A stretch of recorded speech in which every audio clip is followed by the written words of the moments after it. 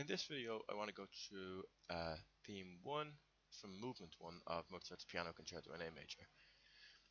So there's a couple of things you're going to notice straight off the bat about this theme. It's an 8-bar theme, it's 8 bars long, but it's split into two kind of distinct sections, each 4 bars long. So the first one begins here in bar 1, and it runs up until the end of bar 4. I suppose the second half of this theme starts here in bar 5 and runs up to bar 8. So it's an 8-bar theme, but it's kind of two really distinct sections, each 4 bars long. So that's something we're going to listen to this in a few minutes, and I want you to really listen out for that. Watch out for this blue section and this section I got in pink here. So there's some other features of this theme that really stand out. What has really stood out for me is in bars 5 and 6 you've got this really nice sequence.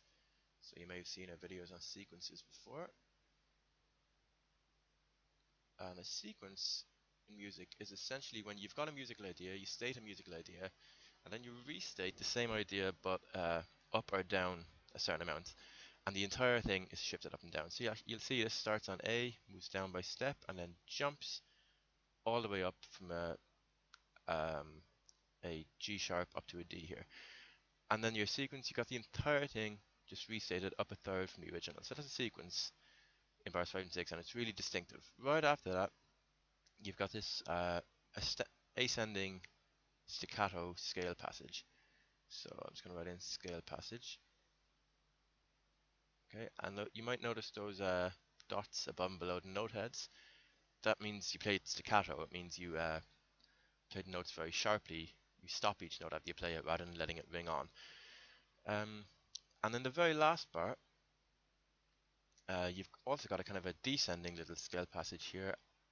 This one is legato. It's not staccato. It's the opposite. You do lead these notes ring into one another, or ring out long rather. And it's also you got this chromatic little. You got this descending chromatic part here. Let's write in chromatic. Chromatic means using notes from outside the scale.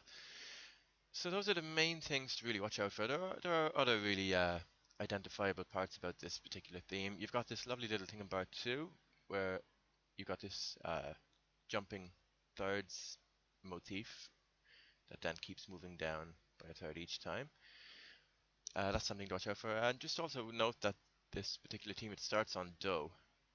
So it's something to kind of... Oh, sorry, it starts on So, I mean, rather, the fifth note of the scale rather than Do, the first note. So these are the kind of particular features of this scale. I'm going to play it of this particular theme. I'm going to play it for you now.